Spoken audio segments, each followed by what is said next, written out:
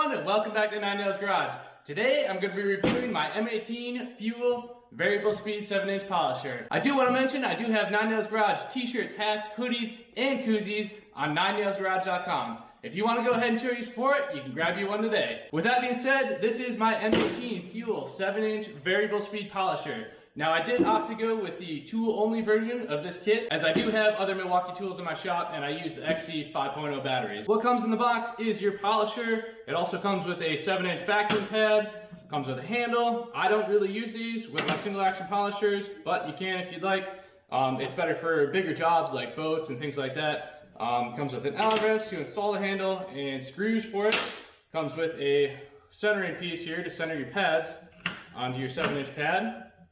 And it also comes with an extra filter to keep the wool and lint out of your brushless motor there. So I've used this tool for a little bit. I really love the way it operates. I love the weight of it, like I said, and it's really nice having a cordless tool. I hate having a corded buffer, always tripping over the cord, the tool cart's getting stuck on the cord, and it's always getting stuck on the tires, it comes unplugged, and I just can't stand it. So I love this thing, it's really efficient. A battery pack will about buff a whole car. If you do have the two XC 5.0 batteries, you can very easily buff an entire vehicle with it. While you're buffing, you can have one battery pack on the charger. So I do opt to use this tool with the 3M quick connect fitting right here, and I use 3M, I believe these are 9-inch pads. I will leave the link for where you can find the tool, where you can find the pads, and the quick connect fitting in the description down below. But this is how I use this.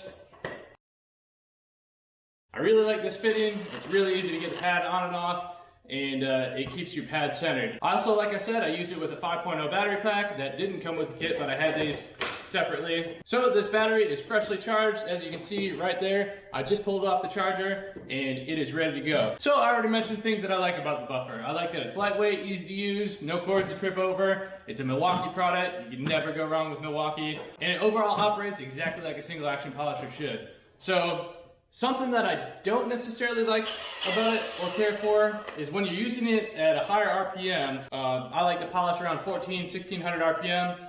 And when you go to spread your polish initially, it starts at a higher RPM. You can see right there.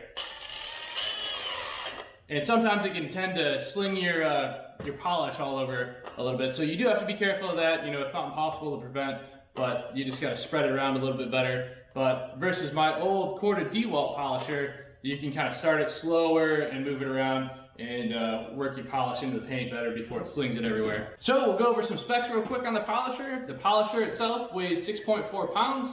On average, it's a little bit lighter than most corded polishers. Has variable speed, like I said. You can hold the trigger down a little bit and it'll start out, and then you can hold it all the way and it'll go a lot faster. There's an adjustment dial right here, so you can select 800 RPM all the way up to 2200 RPM. The polisher also has a lock right here. If you slide the button that way, it won't let you operate it. So if it's in your toolkit in the back of your car or something, or you set it down and you think you might bump it, you can put that lock on. You can also turn the lock off and leave it off. It's not something you have to push every time you operate the polisher.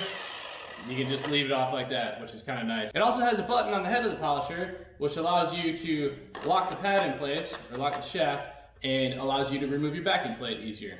So now that we talked about what's in the box, the polisher, and the specs on the polisher, we're gonna go ahead and buff my truck with some 3D True One-Step Correction Glaze. I'll be starting with the hood of the truck and the front bumper, and I'll work my way down the driver's side here.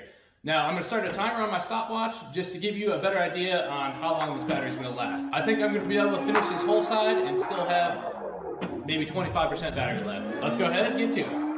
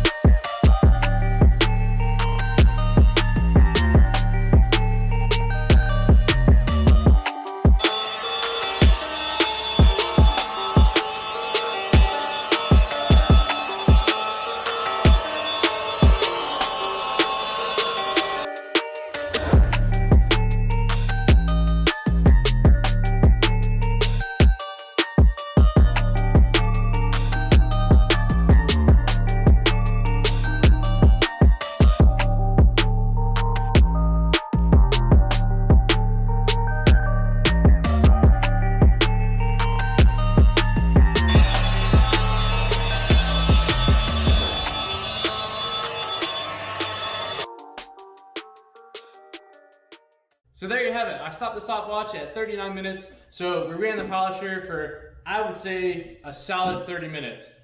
1400 RPM, and you know, that other 9 minutes I spent moving around, wiping the wax on, wiping it off, stuff like that. We have 25% battery left. Not sure if you can see that, but that's no big deal to me because I have multiple batteries like many of you that own Milwaukee tools do, and I've got another battery that's fully charged, ready to go. Now, we only did a single pass on the truck because that's all it needed. Now, if you're gonna be doing compounding and polishing and then waxing on top of that, you know, you're gonna burn through more battery. So do take that into consideration, but this polisher is an amazing polisher. It's definitely well worth the investment to me. Now, if you're watching this review, trying to find a first polisher for you, this is definitely not it. This is a single action polisher and it can definitely do some damage if you don't know what you're doing.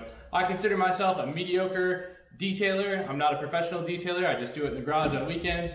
If it's your first polisher, I definitely look at more of a dual action polisher. Unfortunately, Milwaukee doesn't make a dual action polisher yet. Milwaukee, if you're watching this, maybe that'd be a great idea. I would definitely love to see it and I would definitely review it. But if you do know how to use a single action polisher, this is definitely the way to go, and you can get a lot done with it in very little time. Another Milwaukee tool that I definitely recommend pairing with this tool if you're doing automotive detailing polishing is the 3-inch polisher sander by Milwaukee as well. This is an M12, so a different battery, but if you have the charger, you can charge both batteries on that charger. This is very handy for getting in the tight spots that this polisher won't get into. What I usually do is I start with this 3-inch polisher, and I'll start above the door handles, up here, over here, you know, on all the pillars and everything, and all the little nooks and crannies. I'll get the bumpers with this as well, and then I'll come back with a bigger polisher. When you polish that way, you can do it really quickly and efficiently. So there you have it. That is my review on the Milwaukee M18 Fuel 7-inch variable speed polisher.